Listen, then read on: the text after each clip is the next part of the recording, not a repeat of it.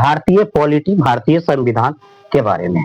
भारतीय संविधान जिसको लिखा गया है भीमराव अंबेडकर के द्वारा, और इसमें 22 भाग है, 395 अनुच्छेद और अनुसूची 12 है। अनुसूची 12, और इसे लिखने में जो समय लगा था, समय यूं कह लीजिए कि 2 वर्ष लगा था, 11 माह लगा था और 18 दिन लगे थे। 2 वर्ष 11 माह और 18 दिन लगे थे भारतीय संविधान को लिखने में। अब देखते हैं, आइए चर्चा करते हैं भारतीय संविधान के बारे में। भारतीय संविधान में कितने भाग है टोटल? 22। तो अनुसूची का क्लास मैंने पहले दे रखा है, और आज क्या दे रहे हैं? आज से हम भारतीय संविधान के बारीकी से पढ़ेंगे, 22 संविधान पर चर्चा करेंगे। तो चलिए चलते हैं संविधान के भाग 1 के तरफ। भाग 1 में क्या कहता है? भारत राज्यों के संघ है। यह भारत के अनुच्छेद 1 में कहता है भारत राज्यों के संघ किस प्रकार का संघ है। तो देखिए, भारत में 28 राज्य है और 8 गो यूनियन टेरेटरी है। यूनियन टेरेटरी 8 गो है और राज्य कितने हैं? 28 गो राज्य है। अब इस कोई भी परिस्थिति हो, भारत के सेना जो है हर राज्य के साथ होती है। तो इसे क्या कहा गया है? राज्य सरकार का पावर अधिक होता है। यूनियन टेरेटरी में जब भारत की राजधानी यानी दिल्ली से जो दूर का क्षेत्र होता है, उस क्षेत्र पर यूनियन टेरेटरी लगाया जाता है, या केंद्र शासित प्रदेश यूं कह लीजिए। अब आगे चलते हैं। संविधान यानी आर्टिकल 2, अनुच्छेद 2। यह अनुच्छेद का मतलब समझिएगा पेज। तो अब पेज 2 पर क्या लिखा गया है? भारतीय संविधान के 2 पेज पर लिखा गया है, विदेशी भूमि को भारत में हम विलय कर सकते हैं। भारत में क्या कर सकते हैं? विलय कर सकते हैं। लेकिन विलय कब तक कर सकते हैं? नया राज्य को विलय कर सकते हैं, और नया राज्य जैसे सिक्किम को भारत में मिलाया गया था। सिक्किम को भारत में मिलाया गया था। और इसमें क्या कहा गया? यह 16 मई 1975 को भारत का क्या बना था? एक सह राज्य बना था। 16 मई 1975 को यह सह राज्य बना था, और सह राज्य के अंतर्गत रखा गया था क्या? भारतीय संविधान में। इससे पहले सह राज्य 1974 में सिक्किम बना था। भारत के साथ 1 साल रह करके देखा, और चारों तरफ बहुत बड़ा भारत है, और घूम करके देखा, उसे कोई समस्या नहीं हुआ। इसके कारण भारत का राज्य 16 मई 1975 को वह स्वयं भारत में आके मिल गया, और क्या बन गया? भारत का राज्य बन गया। इसके बाद कहते हैं अब आर्टिकल 3 या अनुच्छेद 3। इसमें कहता है वर्तमान राज्य में परिवर्तन कर सकता है कौन? इस संसद द्वारा होगा। इसको कौन करेगा परिवर्तन? तो संसद करेगा। संसद के अधिकार क्षेत्र में आता है कि अगर कोई राज्य को बांटना चाहे, बांट सकता है।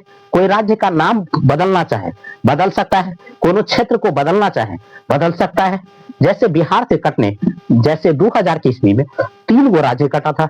बिहार से झारखंड कटा था, और उत्तर प्रदेश से उत्तराखंड कटा था, मध्य प्रदेश से छत्तीसगढ़। तो ये 3 गो राज्य कटा, 1 नवंबर, 9 नवंबर और 15 नवंबर को। तो तीनों राज्य 3 तिथि में, यह 2000 ईस्वी में 3 गो राज्य एकाएक बना था। ठीक, अब आ जाते हैं तो परिवर्तन यानी वर्तमान में क्या कर सकते हैं? परिवर्तन। अब कहता है 4, आर्टिकल 4 क्या कहता है? 4 कहता है कि संसद यदि 2 और 3 का पालन कर रही है तो वह राष्ट्रपति के अधिकार से हस्तक्षेप में नहीं करेगा, उसके अधिकार से बाहर आएगा। ठीक, राष्ट्रपति का कार्य है 368 में। कितना है? 368 में। और ये एक्ट जो है कहता है 2 और 6 368 के बाहर रखा गया। मान के चलिए कि कोई राज्य के क्षेत्र के संसद को मिलाया, बड़ा मुश्किल से संसद में मिलाया, और उसको जब राष्ट्रपति को सिग्नेचर करने के लिए भेजेगा, उसका प्रस्ताव मानेगा, ताले 6 महीना लगा देगा, ताले वो कह देगा ना। तो झट से क्या होता है, इसमें संसद उसे मिलाने के बाद संशोधन करना है। ठीक है, तो यह राष्ट्रपति के हस्तक्षेप से बाहर आता है। तो हम आज इतना जान चुके क्या, ये संसद यानी भाग 1 में 4 है। तो एक भाग मेरा कंप्लीट हो, बस इतना ही सी टॉपिक भाग 1 में दिया गया है। और भाग अब 2 पर चर्चा करते हैं। भाग 2 में क्या दिया गया है? तो भाग 2 में दिया गया है भारत में नागरिकता, या नागरिकता किसे कहते हैं? सिटीजनशिप क्या होती है? चलिए चर्चा करते हैं। शर्त, तो सिटीजनशिप का पहला ये शर्त वाइज क्या है? शर्त देखिए, नागरिकता का अधिकार कहां से लाया गया है? तो कहिएगा ब्रिटेन से। कहां से लाया गया है? ब्रिटेन से। अब कहते हैं भारत में नागरिकता का अधिकार ब्रिटेन से आया है। भारत के हम लोग क्या है? नागरिक हैं। अगर हम कहीं भी जाते हैं तो क्या कहते हैं? भारत के नागरिक है। ये नहीं कहते हैं कि बिहार के नागरिक है, क्या कहते हैं? भारत के नागरिक है। हाँ, बिहार के हम निवासी हैं, ये हम कह सकते हैं। तो हम क्या कहेंगे? बिहार के निवासी है, जबकि भारत के नागरिकता है। भारत में एक हरी नागरिकता है, कहीं एक के जगह नागरिकता मिलेगी। ये नहीं कि बिहारों में मिलेगा, यूपी में मिलेगा, दिल्ली में, हर जगह हर राज्य में नागरिकता मिलेगी, नहीं। नागरिकता एक ही जगह मिलता है। क्या है? क्योंकि भारत की नागरिकता, और निवासी अलग अलग हो सकते हैं। चलिए अब आगे चर्चा करते हैं नागरिकता। देखिए, नागरिकता का पहला विवरण कब अरस्तु के द्वारा पारित किया गया था? किसने बनाया था? अरस्तु ने। पहला विवरण कौन दिया था? अरस्तु। अब कहता है नागरिकता का अधिनियम, अधिनियम कहिए, यह कब पारित हुआ पहली बार? तो यह 1955 में पहला क्या हुआ? अधिनियम आधारित संपादित यानी पारित हुआ था। और नागरिकता में पहली संशोधन 1986 में हुआ। 1986 में पारित, यानी पहला बना कब? तो 1955 में। और पहला संशोधन कब हुआ? 1986 में। नागरिकता अनुच्छेद 5 से 11 तक रखा गया है। नागरिकता को कहां तक रखा गया है? तो 5 से लेके 11 तक रखा गया है। ठीक, अब आगे देखते हैं। चलिए आर्टिकल यानी अनुच्छेद हम 5 को देखते हैं। अनुच्छेद 5 में क्या कहता है? प्रारंभ में भारत के सभी व्यक्ति को नागरिकता का अधिकार है। प्रारंभ में भारत के सभी व्यक्ति को क्या है? नागरिकता का अधिकार है। अधिकार मिला है जो भारत के अंदर थे। जब हमारा देश बटा था और जब पाकिस्तान, भारत 1946 में पाकिस्तान भारत से अलग हुआ, 47 में झंडोत्तोलन हुआ और 46 में अलग हो गया। जो भारत के लोग चला गया आजादी के बाद, कहा? पाकिस्तान चले गए। वैसे व्यक्ति को नागरिकता तो नहीं मिलेगी, लेकिन नागरिकता किसको? जो भारत में संविधान जब लिखा रहा था उससे पहले अगर आ जाता है तो उनको नागरिकता आसानी से मिल जाएगी, आसानी से। लेकिन एक शर्त रख दिया कि आखिर यह कब तक आता रहेगा? तो जब तक नागरिकता, उसमें डेट भी दे दिया था। तो दूसरा अब कहता है, आर्टिकल 6 में कहता है पाकिस्तान से जो लोग भारत आए, आखिर कब तक भारत आए? तो ऐसा नहीं कहा कि भारत में हम चले जाते हैं, फिर पाकिस्तान में चले जाते हैं, फिर आ जाते हैं, फिर चले जाते थे, तो बर्बाद खेल हो जाता है। तो इसलिए एक डेट फिक्स कर दिया।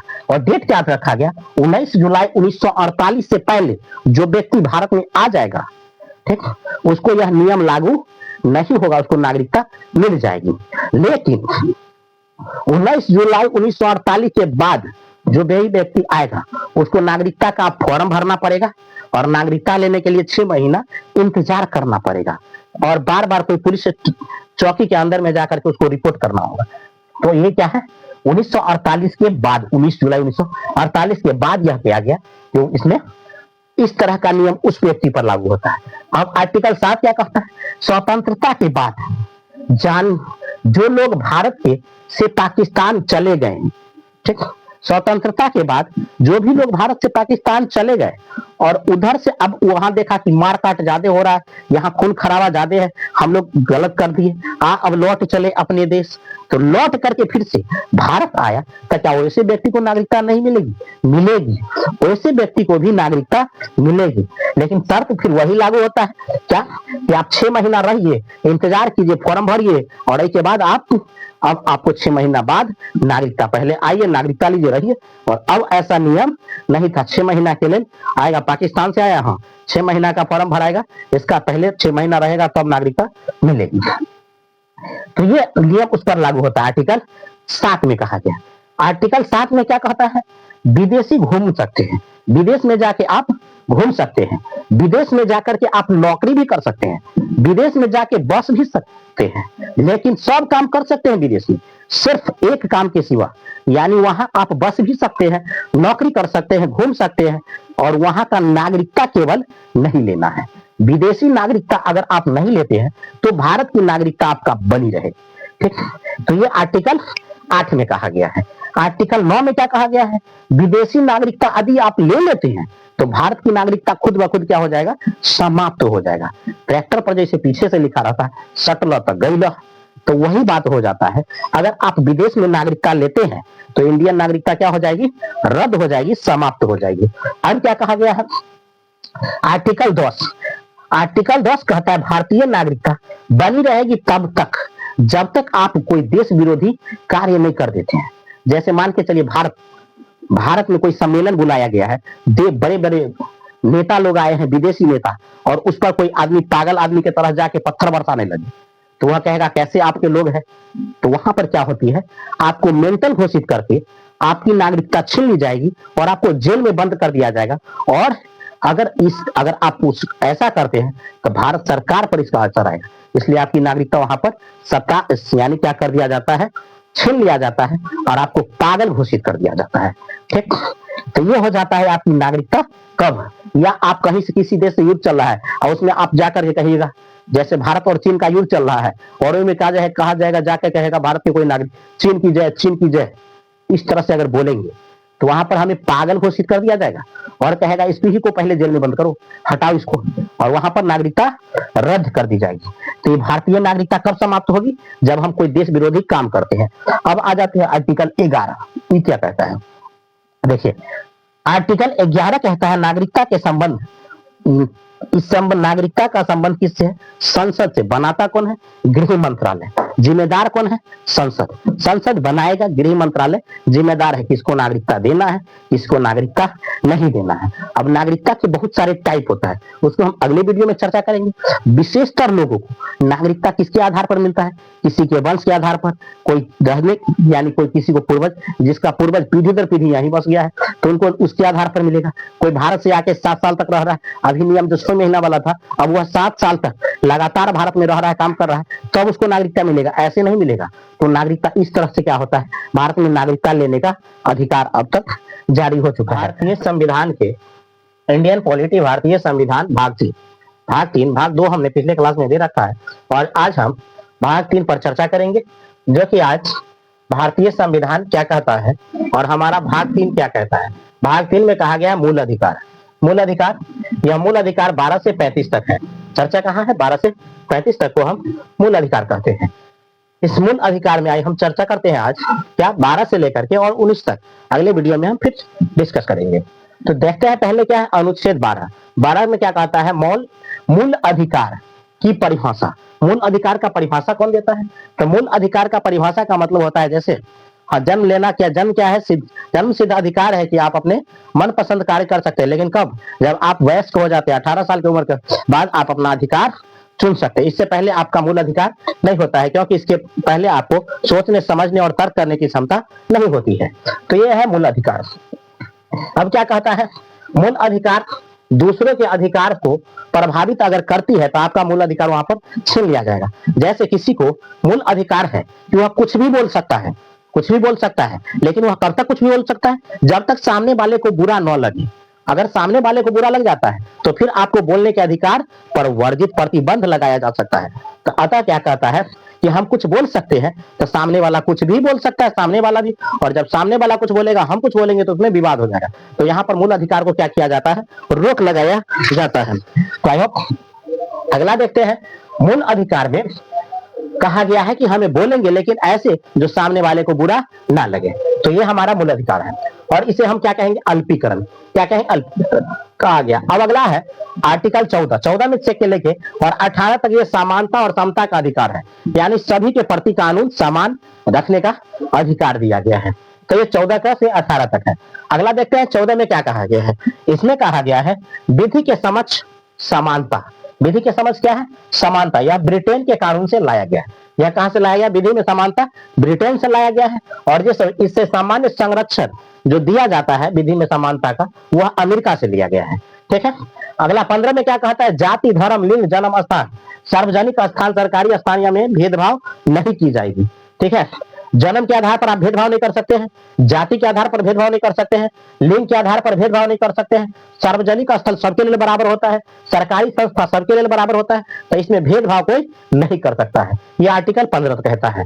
आर्टिकल 16 में कहता है लोक निर्वाचन या सरकारी नौकरी में आरक्षण, निचली वर्ग के लोगों को इसमें क्या दिया गया है, आरक्षण दिया गया है ताकि ऊंची वर्ग के बराबर में जाके खड़ा हो सके। तो इसे क्या कहा गया, समानता। आर्टिकल 16 किसको दिया गया, निचली वर्ग के लिए दिया गया है। और आर्टिकल 17 में क्या कहता है, इसमें छुआछूत या अस्पर्शता, इसमें छुआछूत पहले चरमोस कर करता है, लेकिन इसे अब क्या किया गया है, इस पर प्रतिबंधित किया गया है। अगला कहता है 18 में कहता है उपाधियों का अंत किया गया है। कोई अपने मर्जी से उपाधि नहीं लगा सकता, जैसे महाराज, साहब, ये सब डॉक्टर खुद से नहीं लगा सकता है। हाँ, इसको लगाने के लिए शर्त होगा। शर्त क्या होगा? पहले आप शिक्षित है तो नाम के आगे डॉक्टर जोड़ लीजिए, अगर नहीं है तो नहीं जोड़ सकते हैं। ठीक है। सुरक्षा, आपके पास बहुत ज्यादा संपत्ति है तो आप सुरक्षा में कुछ प्रशासनिक सहायता मांग सकते हैं सरकार से। पद्म भूषण, ये पुरस्कार, ये पद्म भूषण, ये आपके आप पद्म भूषण यानी एक तरह के सौभाग्य दिया गया है। अब कहता है अनुमति नहीं है। इस सब की अनुमति कौन देती है? सरकार दे रही है।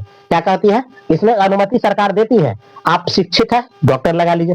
संपत्ति है तो सुरक्षा रख लीजिए, बढ़ा लीजिए। पद्म भूषण आप नाम के आगे कुछ जोड़ लीजिए, ये सब रखने की अनुमति है।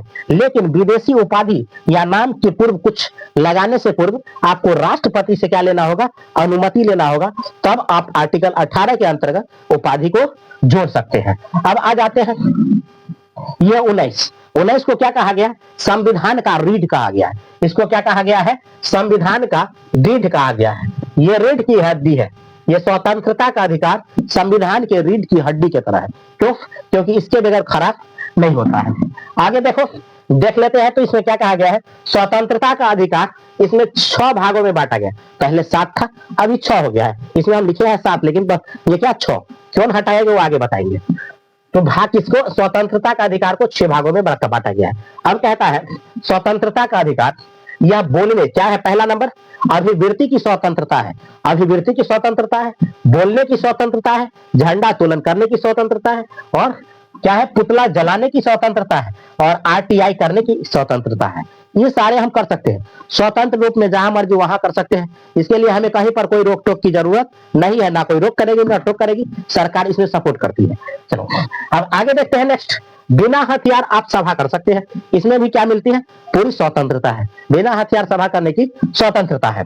अब आगे देखते हैं, बिना हथियार सभा कर सकते हैं। संगठन बनाने की स्वतंत्रता है। हम कहीं पर भी संगठन बना सकते हैं, ये हमारा क्या है? स्वतंत्रता है। इसके बाद क्या आता है?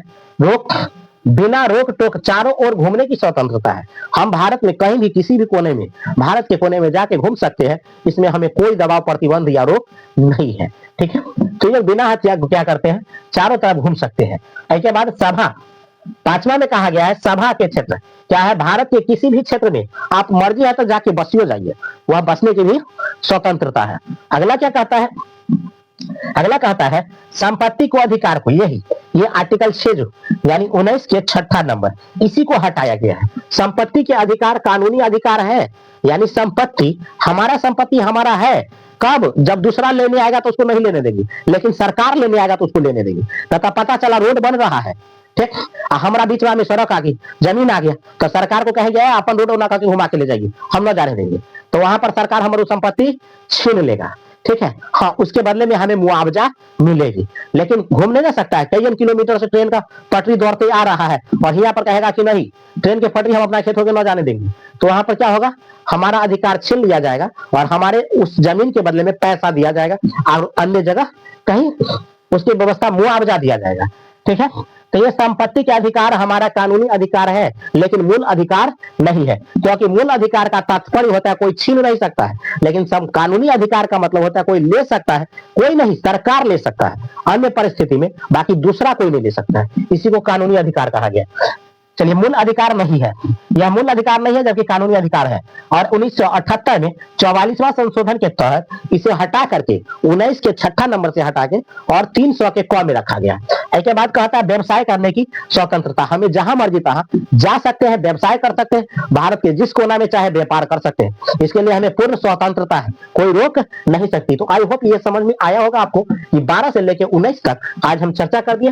नेक्स्ट वीडियो में हम अगला इसको दिखलाएंगे और समझाएंगे भी, और इस तरह से आपको यह जानकारी कैसी लगी इसको आप जरूर बताइएगा। पॉलिटी भाग 3 का हिस्सा है, भाग 3 का आर्टिकल 20 से लेकर के और 24 तक लिया गया है इसमें। और ये कुछ लंबा है, इसमें कुछ लंबा आर्टिकल दिया गया है। तो हम देखते हैं चर्चा, यानी 20 में क्या कहा गया है? 20 में कहा गया है कि 3 प्रकार के स्वतंत्रता के लिए हमें छूट दी। स्वतंत्रता के लिए 3 प्रकार की छूट दी गई है, जिसमें एक गलती की सजा कितनी है? 1 है। आर्टिकल 20 में कहा गया है कि एक गलती की 1 सजा है और दूसरा में, और आर्टिकल 1 के दूसरा टॉपिक में है कि सजा उस समय के कानून के अपराध के दायरे में होगी, ठीक है, न कि पहले और न कि बाद वाला। ठीक, अगर व्यक्ति कोई गलती करता है तो उस समय कानून में क्या विधान है, यानी क्या उसका हल दिया गया है और क्या सजा दिया गया है, उस पर अमल करती है। तो सजा उस समय के कानून के आधार पर दी जाएगी, न कि पहले या बाद के कानून के आधार पर। तो ये कहता है इसमें 2 में। तीसरा टॉपिक में क्या कह रहा है कि सजा के बाद भी व्यक्ति को संरक्षण दी जाएगी। सजा काटने के बाद भी व्यक्ति के साथ अगर कोई बुरा बर्ताव करता है तो उसके लिए भी उसे क्या दिया गया है, संरक्षण दिया गया है। आर्टिकल 20 में ही क्या कहता है कि किसी भी व्यक्ति को न्यायालय जब तक दोषी करार नहीं देता है तब तक कोई अन्य उसे अपराधी नहीं मानेगा। ठीक, अगर कानून वह अपराध किए हुआ है लेकिन जब तक उसको कोर्ट अपराध न घोषित कर दे तब तक कोई भी व्यक्ति उसे अपराधी नहीं कह सकता है, अपराधी नहीं कह सकता है। तो आर्टिकल ये 20 का था। आर्टिकल 21 में क्या कहता है? आर्टिकल 21 में कहा है कि उस समय यानी इसमें प्राण एवं दैहिक स्वतंत्रता की बात कही है, यानी अपना प्राण न खुद ले सकते हैं और न आपका प्राण कोई और ले सकता है। तो ये प्राण एवं दैहिक स्वतंत्रता की बात कही है आर्टिकल 20 के 1 में। अब इसमें कहता है जिसके कारण धुआं छोड़ने वाला वाहन, ठीक, या बिना हेलमेट के वाहन चलाने पर पुलिस उसे चालान काटती है। क्यों? क्योंकि इसी में कहा गया है कि आप अपना प्राण खुद भी नहीं ले सकते हैं। और क्योंकि आप बिना हेलमेट के वाहन चला रहे हैं तो हो सके बाई द वे कुछ रोड हादसा हो जाए तो उसमें आपकी प्राण जा सकती है, तो बिना हेलमेट के आप वाहन नहीं चला सकते हैं। और अगर चलाते हैं पुलिस आपको देखेगी तो चालान करती है। ठीक, तो ये क्या है? जिसके कारण, और क्या कहता है, धुआं वाला वाहन भी आप नहीं चला सकते हैं। तो ये 2 में कहा गया है। तीसरा में कहा गया है गोपनीय जानकारी अगर आप रखना चाहते हैं और कोई उसे उजागर करता है तो उसे भी दोषी माना जाएगा और वह प्राइवेट जानकारी आप खुद ही रख सकते हैं, उसकी जानकारी किसी को नहीं दी जाएगी। तो ये आर्टिकल 21 के 3 में कहा गया है। अब कहता है 4 इसमें कहता है आपातकाल के दौरान अगर 20 और 21 को नहीं रोका जा सकता। अगर आपातकाल के दौरान मान के चलिए कि कोई आपातकाल है, किसी का प्राण जा रहा है और उस समय गाड़ी वाला आएगा, कोनो पुलिस वाला आएगा, कहेगा हम आपका चालान काटेंगे, तो उस समय उसको नहीं रोक सकता है क्योंकि वहां पर क्या है, इमरजेंसी केस है। तो इसलिए 20 और 21 का पालन आपातकाल के दौरान नहीं किया जाएगा। ठीक, अगला क्या कहता है, चौथा में कहा गया है कि 6 वर्ष से लेके और 14 वर्ष के बच्चों को निःशुल्क शिक्षा दी जाएगी और यह 86वां संशोधन 2002 में किया गया था। तो आई होप ये कितना लगा, 21 का ये जानकारी, जो 20 और 21 का जानकारी यहां तक था। क्यों कि इसमें 86वां संशोधन किया गया है, कब, 2002 में। तो ये आपका है 21 का। अब आर्टिकल 22 ये सबसे खतरनाक है और इसमें लगभग बहुत जाते हैं, यानी एक तरह से पुलिस बहुत तरह की सजा देती है, बहुत सजा। पुलिस के हाथ से जो मार खाता है उससे अच्छा लगता है कि जिंदगी से अच्छा मौत है, ऐसी है पुलिस, इतना पीटती है। खैर, आज हम देखते हैं 22 के बारे में। आर्टिकल 22 में कहता है इसमें 3 प्रकार की स्वतंत्रता दी गई है। 3 प्रकार की स्वतंत्रता इसमें भी है। व्यक्ति को गिरफ्तार करने से पहले उसको क्या करना होगा, वारंट दिखाना होगा। कोई भी व्यक्ति अपना घर में सोए हुआ है और डायरेक्ट आएगा, कहेगा चलिए हम आपको लेने गिरफ्तार करने आए हैं, तो ऐसा नहीं कर सकता है। ऐसा नहीं कर सकता है। ऐसा क्यों नहीं कर सकता है? क्योंकि उसको गिरफ्तार करने से पहले वारंट दिखाना होता है। ठीक है। दूसरा नंबर क्या कहता है, अगर आपको गिरफ्तार कर लिया तो 24 घंटा के भीतर सही उसको कोर्ट में पेश करना होगा। किसको? पुलिस को। क्यों? क्योंकि आप वहां पर पुलिस स्टेशन में कैमरा लगा होता है और पुलिस स्टेशन में आपको कई बजे गिरफ्तार करके ले जाया गया और आपको कई बजे वहां से निकाला गया, ये सारे उसमें रिकॉर्ड होता रहता है। ठीक है। तो यानी कहा जाता है पुलिस आपको 24 घंटा तक ही, 24 घंटा के भीतर ही जेल में ले जाना है, यानी कोर्ट में, यानी थाना में ले जाना है, और थाना से उसे बाहर भी ले आना है कोर्ट के लिए। हाँ, लेकिन इसमें कहा गया है कि 24 घंटा में अवकाश का दिन और 24 घंटा में यातायात का समय को नहीं जोड़ा जाए। एग्जाम्पल के तौर पर कोई व्यक्ति को गिरफ्तारी हो गई शनिवार को गिरफ्तार हुआ, अब उसको लेके जाना है रविवार को, लेकिन रविवार को कोर्ट बंद रहता है, अब रविवार को कोर्ट बंद रहता है तो उसको सोमवार को दिखाया जाएगा, सोमवार को ले जाया जाएगा, लेकिन रास्ते में जाम लग गया, कहीं पर जाम लग गया, और जाम लग गया तो उस जाम में गाड़ी फंस गया, अब आगे नहीं जा सकता है। कोर्ट का टाइमिंग 3 बजे तक होता है, और इस बीच में अगर वह कोर्ट तक नहीं पहुंच सका तो उसे अगले दिन मंगलवार को भी सुनवाई के लिए ले जाया जा सकता है। तो इसमें यह नियम नहीं लगता है। ठीक है, तो ये कहता है यातायात का समय और यानी अवकाश का दिन को नहीं जोड़ा जाएगा। ठीक, अगला कहता है गिरफ्तार व्यक्ति को अपने मनपसंद वकील रखने के लिए आजादी है। अगर कोई व्यक्ति, अगर उसको कैद कर लिया गया, पुलिस पकड़ लेता है, तो वह अपने मनपसंद वकील को रख सकता है। ठीक, तो इसमें इसकी भी आजादी है व्यक्ति को जो गिरफ्तार होते हैं। ठीक है, अगला है टॉपिक निर्वारक निरोध अधिनियम। निर्वारक निरोध अधिनियम ये बड़ा खतरनाक है। ये खतरनाक इसलिए इसको कहा गया है क्योंकि व्यक्ति को अपराध की करवे नहीं करता है और उस गलती की सजा उसे मिल जाती है। एग्जाम्पल के तौर पर जैसे कोई व्यक्ति, जैसे आर्टिकल 370 हटा था 2019 में, 370 हटा था कहां से? कश्मीर से। कश्मीर में आर्टिकल 370 चल रहा था, कहता है कहीं कोई चलाता रहे पत्थर और कहीं से हटा 370।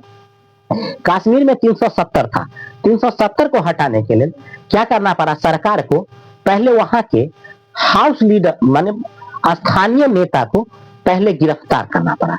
गिरफ्तार का मतलब आम आदमी है तो उसको गिरफ्तार करके थाना में ले जाए, लेकिन बड़का नेतवन है तो बड़का नेता को तो कोई गिरफ्तार करेगा तो उसके लिए बहुत ही बात हो जाता है, विवाद हो जाएगा, तो उसे क्या गिरफ्तार कर लेगा?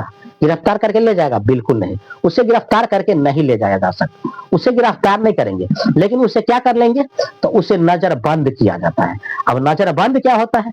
तो जो व्यक्ति बड़ा है ना, बड़ा नेता, तो उससे क्या करते हैं? उसी के घर में कैद कर दिया जाता है, उसी के घर में कैद कर दिया जाता है, या होटल में कैद कर दिया जाता है, घर में या होटल में उसे कैद कर दिया जाता है। ठीक है, या जेल में, आम आदमी को जेल में रखा जाता है। तो ये क्यों, ऐसा क्यों रखा जाता है? क्योंकि वह बड़ा नेता है। ठीक, तो बड़ा नेता को हाउस अरेस्ट किया जाता है और आम आदमी को जेल में बंद कर दिया जाता है। ठीक है, तो इसी का नाम होता है नजर बंद होता है। अब देखिए, तो इसकी चर्चा आर्टिकल 22 के 4 में है।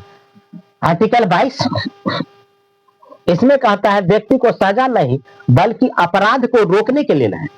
आप कुछ गलती किए नहीं है, लेकिन चुनाव का समय आ रहा है और स्थानीय डकैत सब है, स्थानीय डकैत सब वह बूथ लूटने के फिराक में होगा, तो ऐसे व्यक्तियों को पहले नोटिस आ जाता है कि तू कुछ खचराई करेगा तो थाना तोरा नजर में रखे हुआ है, कुछ होगा ना तो तोरे जिम्मेदारी होगा। ठीक है, तो ऐसे व्यक्ति को क्या किया जाता है? नजर में थाना पहले ही क्या करता है? गाइडलाइन चिन्हित करके रखता है। ठीक है, तो इसमें आप अपराध किए नहीं है बल्कि अपराध करने वाले हैं, इसलिए आपको क्या कर लिया जाता है? नजरबंद कर दिया जाता है। और नजरबंद कितना दिन? तो कहा जाता है कम से कम 3 दिन के लिए। क्या है? इस आधार पर पुलिस बिना कारण बताए उससे 3 दिन तक, कम से कम 3 दिन, ज्यादा से ज्यादा 3 महीना के लिए उसे गिरफ्तार कर सकता है। ठीक है, नजरबंद कर सकता है। नजरबंद का मतलब किसी भी व्यक्ति को होटल, आवास या जेल में कैद कर सकता है। ठीक है, तो इसे हम नजरबंद कहेंगे। अब शोषण के विरुद्ध, तो ये आर्टिकल कहां तक दिया गया है? आर्टिकल 22 तक है। अब आर्टिकल 23 में देखते हैं। 23 में कहता है बालात शरम। बालात मतलब बच्चों को, बालात मतलब छोटे बच्चे को बेगर मतलब के कोई काम में लगा देता है, तो ये उससे मजदूरी नहीं करवा सकता है। कोई भी फैक्ट्री, कंपनी उसे मजदूरी नहीं करा सकता है। ठीक है, बालात शरम। इसके बाद कहता है बेगर मतलब का काम, बेरोजगारी। बेरोजगारी का मतलब बिना पैसे का कोई काम करवा ले। ठीक है, तो बेरोजगारी आदमी से बगैर पैसे का कोई काम करवाता है, तो ये भी नहीं कोई कर सकता है, लेकिन देश करवा सकता है। लेकिन देश भी कब करवाएगा? जब आपातकाल की स्थिति होगी तब, हमेशा नहीं करवाएगा। लेकिन किसी इमरजेंसी पीरियड में कोई मेहनत फ्री में काम करवा सकता है, चाहे वो कोई भी क्यों ना हो। ठीक है, तो ये कहा जाता है आर्टिकल 23 में। आर्टिकल 24 में कहा गया है 14 वर्ष से कम आयु के बच्चे के लिए काम नहीं करवा सकते। आर्टिकल 24 में कहता है कि कोई भी व्यक्ति जो 14 वर्ष से कम उम्र का है उसे हम क्या नहीं करवा सकते हैं, काम नहीं करवा सकते। तो ये आर्टिकल किसमें कहा गया है, तो आर्टिकल 24 में कहा गया है। तो आई होप ये आपको इतना समझ में आया होगा कि आर्टिकल 20 से लेकर 24 तक ये थोड़ा लंबा लंबा टॉपिक, इसमें ज्यादा कुछ दिया हुआ है, इसलिए ये थोड़ा शॉर्ट और ये छोटा है और इसे आप कवर करेंगे, देखेंगे बारीकी से तो ये हल्का है। और कहा जाता है कि बूंद बूंद से तालाब भर जाता है। तो वही बात है, डेली थोड़ा थोड़ा मेहनत करेंगे तो हम क्यों न कानून के इस किताब को भी पूरा पढ़ जाएंगे। किसी ने कहा कि तुम्हारे हर तकलीफों का मैं मुकम्मल जवाब हूँ, कभी वक्त मिला तो पढ़ लेना, मैं भारत का संविधान हूँ। ठीक है, किसी भी हर तकलीफ का इसमें क्या दिया है, जवाब छुपा हुआ है।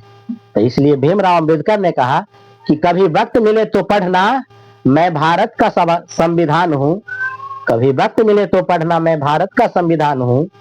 ठीक, और तुम्हारे हर तकलीफों का मैं मुकम्मल अधिकार, धार्मिक स्वतंत्रता का अधिकार। और धार्मिक स्वतंत्रता कहाँ दिया गया है, तो आर्टिकल 25 में। आर्टिकल 25 में कहा गया है अंतःकरण की स्वतंत्रता, यानी जैसे अंतःकरण की स्वतंत्रता में क्या कहा, जैसे व्यक्ति, खास धर्म के लोग, जैसे हिंदू धर्म, तो हिंदू धर्म में कहा गया है कि माथे पे टीका लगाना शुभ माना जाता है, ये हिंदू धर्म में है। इस तरह से मुस्लिम धर्म में कहा गया दाढ़ी बढ़ाना, ये क्या है, तो कहा जाता है दाढ़ी बनाना, इसको नूर बताया गया है। तो ये क्या है, मुस्लिम धर्म के लिए है। या कहा गया है सिख धर्म के लिए, तो सिख धर्म में क्या दिया गया है, तो कृपाल रखना, बोले तो तलवार रखना, ये सिख धर्म का है। तो इस तरह से कहा गया है कि व्यक्तियों में यह क्या है, अंतःकरण की स्वतंत्रता है। अब कहता है आर्टिकल 26। आर्टिकल 26 में क्या कहता है, सामुदायिक या धार्मिक स्वतंत्रता की इसमें आजादी है।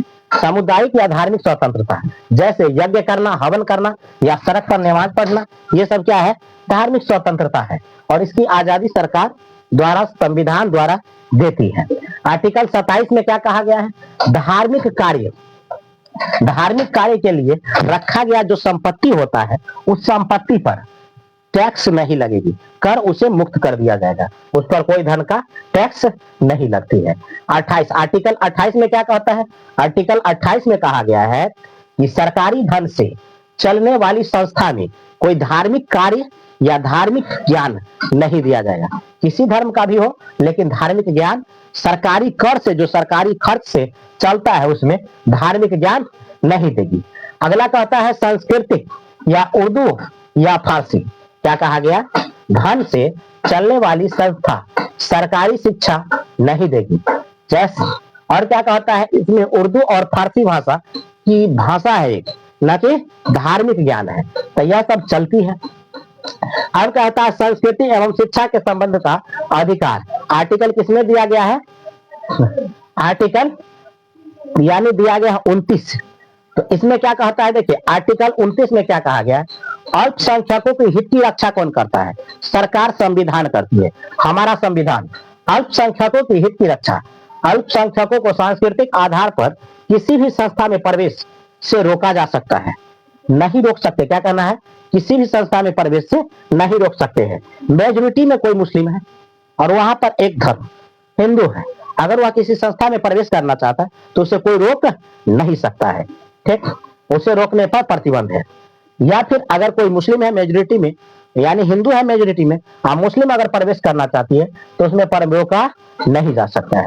आर्टिकल 30 क्या कहता है, अल्पसंख्यकों की शिक्षा और संरक्षण के लिए वह अगर चाहे तो अलग संस्था खोल सकती है, और इसके लिए हमारा संविधान क्या देती है, उसे पैसा देती है।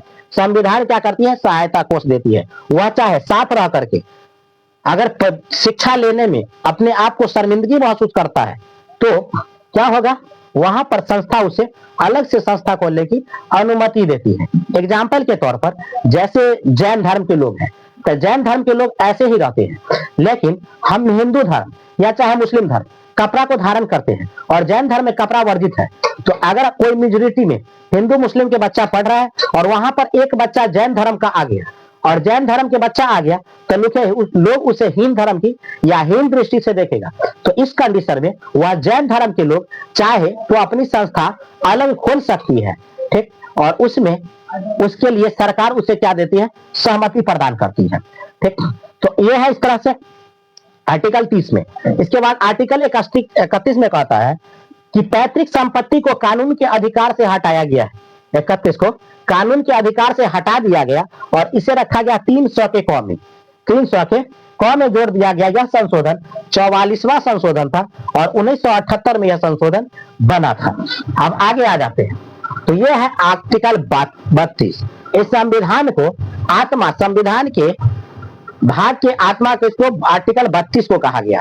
संविधान की आत्मा कौन है, प्रस्तावना, और भाग की आत्मा कौन है, तो आर्टिकल 32 इसको संविधान की आत्मा यह कहा गया है। चलिए देखते हैं क्या कहता है। व्यक्ति को हनन मामले में सुप्रीम कोर्ट में याचिका कर सकती है। व्यक्ति का हनन होता है तो इसकी याचिका वह सुप्रीम कोर्ट में कर सकती है। इसके लिए उसे क्या अनुमति मिलती है, अनुमति उसे सरकार देती है, आगे कोर्ट देती है। अब कहते हैं बंदी प्रत्यक्षीकरण। बंदी प्रत्यक्षीकरण का मतलब क्या होता है, हॉबियस कर्पस। हॉबियस कर्पस इसमें स्वतंत्रता की बरी और याचिका गिरफ्तार करती है। स्वतंत्र क्या कहता है, स्वतंत्रता की बरी याचिका को गिरफ्तार करने की याचिका का अधिकार सशरीर उसे 24 घंटा के भीतर उसे कहां पहुंचाना है, कोर्ट में। कोई दराय अधिकारी कोई व्यक्ति को गिरफ्तार करता है और उसे थाना में ले जाके खूब पीट रहा है, पीट पीट के उसका कचूमर निकाल दे रहा है। तो इस कंडीशन में सुप्रीम कोर्ट को अगर किसी व्यक्ति के द्वारा कह दिया जाता है तो जैसे कोर्ट को मालूम चलता है उससे तुरंत कोर्ट थाना को इंफॉर्मेशन देता है, सशरीर उस व्यक्ति को 24 घंटा के भीतर कहां ले आना है, थाना में ले आना है। और उस व्यक्ति को भी जाना है जिन्होंने उसे गिरफ्तार किया था, चाहे वो जहां रहे मतलब नहीं है, ठीक है। तो ये हो जाता है आपका बंदी प्रत्यक्षीकरण, जिसको हम हॉबियस कर्पस कहते हैं। अब आता है परमादेश। परमादेश मेडोक्रस, ठीक, मेडोमस। यह कर्मचारी या कर्मचारी, जब कोई भी कर्मचारी अच्छा से काम नहीं करता है तो उस पर आदेश जारी करता है। एग्जाम्पल के तौर पर कोई टीचर है, नौकरी लेकर के आया और कहा अब तो हम इतना पढ़ाई करके आए, नौकरी लेकर के आए हैं और अब हमें पढ़ाने की जरूरत नहीं। एक कुर्सी पर बैठेगा, आराम से एक कुर्सी पर पैर रखेगा, धूप में जा करके चाय मंगवा के पीता रहेगा, बच्चा उधर लड़ रहा है। ऐसे कंडीशन में सरकारी स्कूल में जो पढ़ाई होती है इस पर क्या है, टिप्पणी करने के, और कहता है कि ये नहीं है वो नहीं है, मुंह में भर मुंह खैनी रख लेगा, पान रख लेगा, गुटखा रख लेगा और कहेगा ये फन्ना है, बिहार का राजनीति बहुत गंदा है। इस तरह से विचार बातचीत करता रहता है। बच्चा उधर विवाद करता है, झगड़ा करता रहता है, उसका सर तोड़ दिया, उसका पैर तोड़ दिया। तो इस तरह के कंडीशन हमारे बिहार में ज्यादा देखने को मिलता है। तो इस पर अगर कोई अगर रिपोर्ट करता है तो इस कंडीशन में स्कूल पर क्या होगा, सुनवाई, और जिस व्यक्ति पर किया गया उस पर जांच कमेटी बैठेगा और वास्तव में अगर ऐसा पाया गया तो उसे सस्पेंड किया जा सकता है, ठीक। अब अगला कहता है अधिकार के पृष्ठभूमि या कोवारेंट। पृष्ठभूमि मतलब कोवारेंट कहते हैं। इसमें कोई भी व्यक्ति ऐसे कार्य न करने लगे जिसके वह अधिकारी ही नहीं है। कोई भी व्यक्ति अगर ऐसे कार्य न करने लगे तो उसमें अधिकारी, जिसके अधिकारी वो नहीं है। अब इसमें कहता है इसके लिए उसे क्या रखा गया है, आदेश। तो अधिकारी जिसके लिए वह अधिकारी है, चाल कार्य कर सकता है, उसी पर यह लागू होता है, ठीक। कोवारेंट, क्योंकि आपकी योग्यता नहीं है लेकिन फिर भी उस काम को कर रहे हैं। एग्जाम्पल के तौर पर कोई झाड़ू लगाने वाला हॉस्पिटल में है और कोई रोगी मर रहा है पेशेंट दर्द से, और जब ऑपरेशन, डॉक्टर क्या कर रहा है, ऑपरेशन लैब में है। जब डॉक्टर ऑपरेशन लैब में है और ऑपरेशन लैब में होने के कारण वह क्या करेगा, वह उसको ऑपरेशन को छोड़ के तो नहीं जा सकता है, और नर्स कहता है कि हम दे सकते हैं इंजेक्शन, तो नर्स को कहेगा आए जाओ ये इंजेक्शन है वहां लगा देना, ठीक। नर्स जाकर के वहां इंजेक्शन लगा देती है और उस इंसान को दर्द से राहत मिल जाता है। तो इस कंडीशन में अब कोई आदमी आएगा कहेगा कि यहाँ नर्स थे और यहाँ क्या लगा दिया, इंजेक्शन लगा दिया बगैर पूछे बगैर जाने, तो ऐसे कंडीशन में अगर उसका जान बच गया तो ठीक है, अगर मर गया तब तो दुन्नू फंसेगा, और अगर बच गया तब कोई बात नहीं है। तो ऐसे कंडीशन में इमरजेंसी पीरियड में डॉक्टर का रोल नर्स का भी कभार कर सकती है, ठीक है। तो इसे हम क्या कहते हैं, कोवारेंट। अगला है प्रतिषेध। प्रतिषेध क्या होता है, जब ऊपरी न्यायालय निचली न्यायालय पर तब कार्रवाई करती है या कार्य करती है, सुनवाई करती है, जब निचली न्यायालय अपने अधिकार क्षेत्र से आगे का सुनवाई कर चुकी होती है, तब ऊपरी न्यायालय उसमें हस्तक्षेप करते हैं और उसमें ऊपरी न्यायालय अपना फैसला सुनाती है। और प्रतिषेध उत्प्रेषण भी सेम उसी तरह का है, जब ऊपरी न्यायालय कार्य में तभी दखल अंदाजी करता है जब निचली अदालत अपने अधिकार क्षेत्र से आगे बढ़ जाता है और फैसला सजा सुना देता है, ठीक है। तो उत्प्रेषण दोनों एक तरह का है। अब कहा जाता है जब निचली न्यायालय फैसला दे देती है तभी क्या करता है, ऊपरी अदालत आती है। अब आर्टिकल 33 में क्या कहा गया है, राष्ट्रीय सुरक्षा हित, इसको हम राष्ट्रीय कहते हैं, यानी क्या कहे राष्ट्रीय सुरक्षा हित। तो राष्ट्रीय सुरक्षा कौन कौन करता है, तो पहला नंबर में आ जाएगा मीडिया, दूसरा नंबर में आ जाएगा सेना, और तीसरा नंबर में गुप्तचर। इसी तीनों पर हमारा देश टिका हुआ है। सेना जो बॉर्डर का सेक्रेटरी है, और सेना बॉर्डर का सेक्रेटरी है। मीडिया बॉर्डर से लेके, घर से लेके, गांव से लेके, और हर जगह कौन तैनात है, सेना तैनात है। मीडिया क्या करता है, भिन्न भिन्न न्यूज को हर व्यक्ति के कान तक पहुंचाने का काम मीडिया का होता है। गुप्तचर देश और विदेश सब जगह क्या कर रहा है, गुप्तचर हो, सीआईडी हो, सब क्या कर रहा है, टहल रहा है, और उसे हमें हर तरह की इंफॉर्मेशन तक पहुंचाने का कार्य करती है। अब आगे आ जाते हैं तो आर्टिकल 32, आर्टिकल 34 में क्या कहा गया है कि भारत के किसी भी क्षेत्र से सेना का कानून, भारत के किसी भी क्षेत्र से सेना कानून किया जा सकता है, कानून के लिए लागू कर सकता है, और इस सेना पर लगता है, जिसको सेना का एक अलग अदालत होता है, अलग कोर्ट होता है, और इसमें लागू क्या होता है, इसमें लागू होता है, और सेना का कोर्ट बड़ा हार्ड होता है। सेना का कोई तरह का क्राइम में पकड़ाता है तो उसे कोर्ट मार्शल किया जाता है। क्या किया जाता है, कोर्ट मार्शल। यानी अब कहता है आर्टिकल 35, आर्टिकल 35 में कहा गया है यह मूल अधिकार के लागू करने के लागू करती है, मूल अधिकार लागू करती है, और कौन कौन से क्षेत्र में आता है। तो इसमें क्या कहता है, पहला समता का अधिकार, ठीक। दूसरा नंबर में क्या कहता है, स्वतंत्रता का अधिकार। तीसरा में क्या कहता है, शोषण के विरुद्ध का अधिकार। चौथा में क्या कहता है, धार्मिक स्वतंत्रता का अधिकार। पांचवा में क्या कहता है, शिक्षा संस्कृति का अधिकार है। छठा में क्या कहता है, संवैधानिक अधिकार है। सातवां में क्या कहता है, संपत्ति का अधिकार छठा में है, संवैधानिक अधिकार सातवां में है। तो इस तरह से आई होप कि आपने समझा कि इसमें क्या से लेकर आर्टिकल 35 से लेकर के और आर्टिकल 25 से 35 तक की चर्चा की गई है। तो आज हमारा भाग 3 पॉलिटी के संविधान के भाग 3 कंप्लीट हो गया, और आज 3 कंप्लीट होने के बाद बच जाता है कितना, 19, संविधान के 19 भाग। तो कल हम चर्चा करेंगे कितने पे, तो आर्टिकल भाग 4 के 36 से 51 तक का होता है, जिस पर हम चर्चा करेंगे। तो आई होप ये कैसा लगा, और इसके बारे में आप कुछ जरूर प्रतिक्रिया दीजिए।